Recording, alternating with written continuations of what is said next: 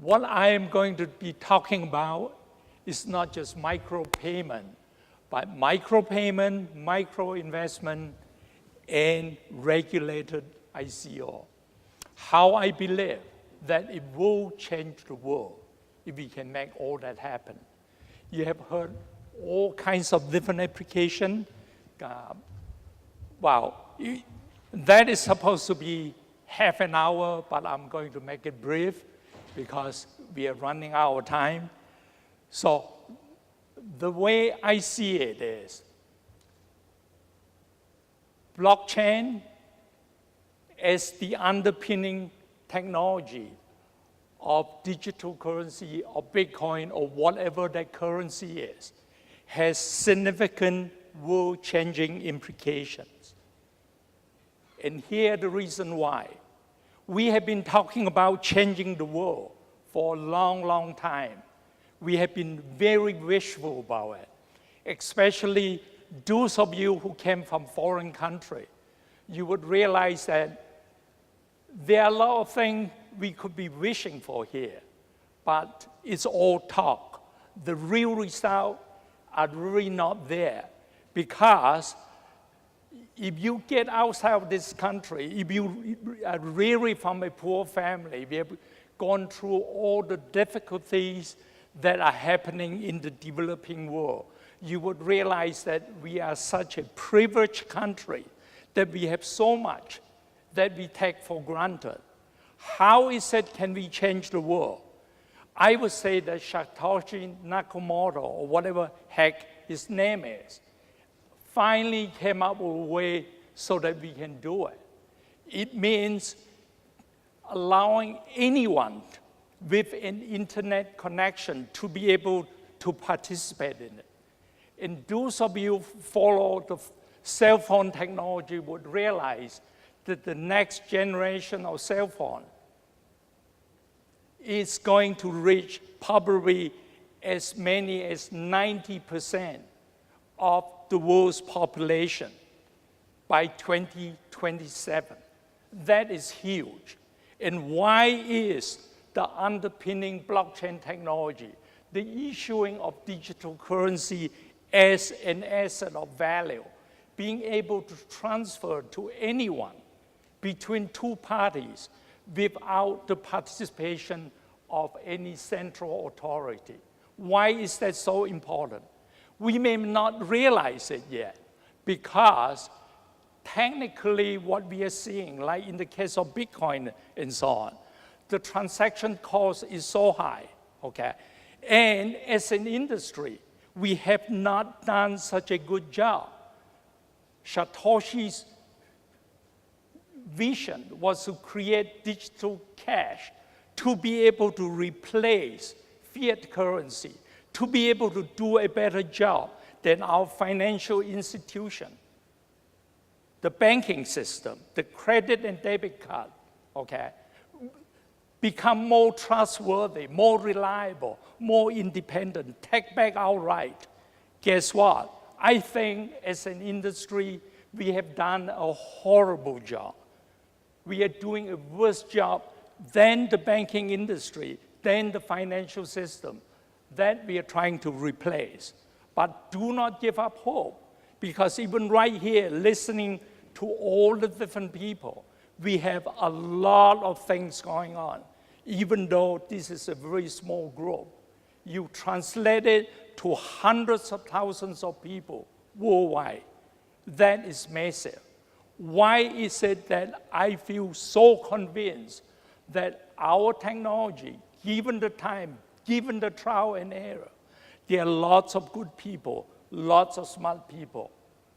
Justin, Andre, I listened to you very carefully, lots of great ideas, okay? Eventually what it is those ideas will be translated in something that is practical, that's meaningful, that the whole world can participate. And if the next generation of cell phone technology using G5, which is supposedly to be 25 times faster than G4 LTE, okay? It is extremely significant. It means we will see things that we would be able to do that we have never dreamed to be possible. We would be able to reach majority of the population in the world that we never dreamed possible. And all those things would now means that how can they participate? How can they be given the opportunity, the equal opportunity to invest and to be able to monetize whatever they created? It could be a game. It could be some kind of application that can be monetized using micropayment. Micropayment, as it is, has serious problem because the currency itself, the digital currency, be it Bitcoin or whatever currency, is so unstable. By the time you actually get the money and want to spend it, it could be worth less than half of what it's supposed to be. So stability of currency is going to be very important. The transaction fees got to be very, very efficient. It means it should be next to nothing, so that anyone who created an app or whatever, you want to be able to let someone use it for a day, for 10 cents, for 25 cents, whatever the case may be. There is sufficient incentive of that amount of transaction being left so that people will want to spend their time and energy to develop that. Think of that happening all over the world, be they poor or whatever, it doesn't matter. But because the population is so huge, when you make that kind of opportunity available to people, you can imagine what micropayment would do. The next subject I want to talk about is ICO.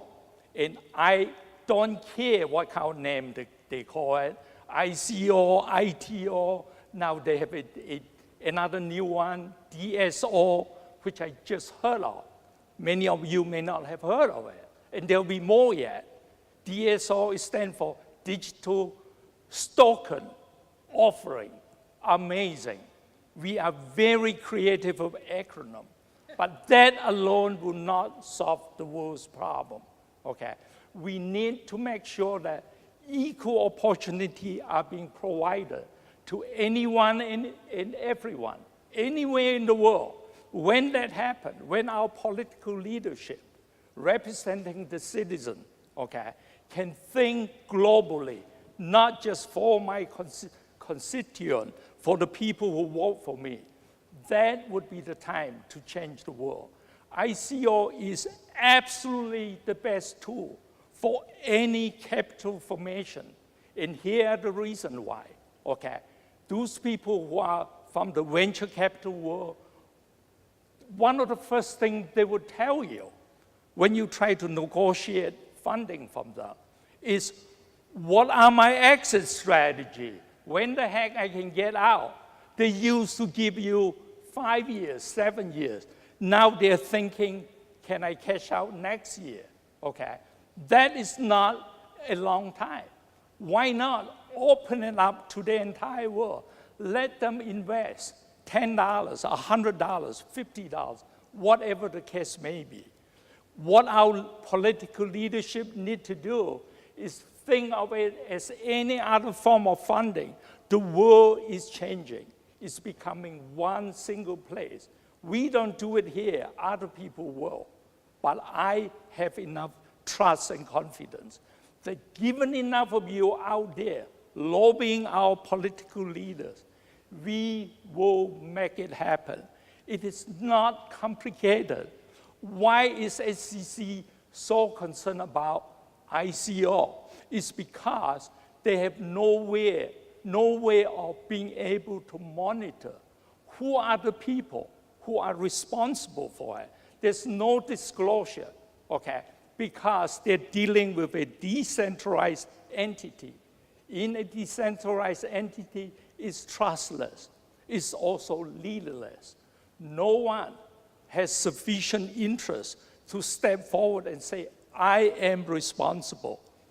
That's why the way DNotes is doing it is we totally live the currency itself to be decentralized.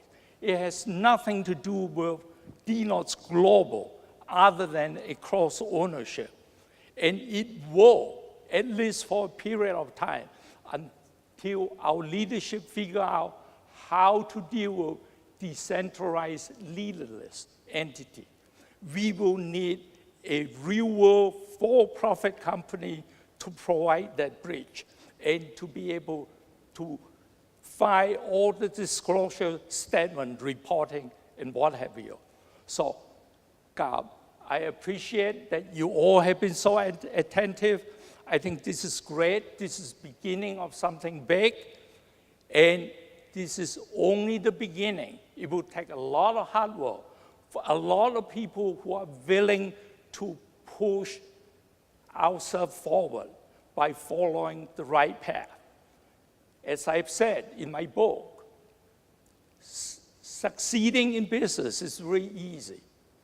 Do the right thing at the right time, the right way.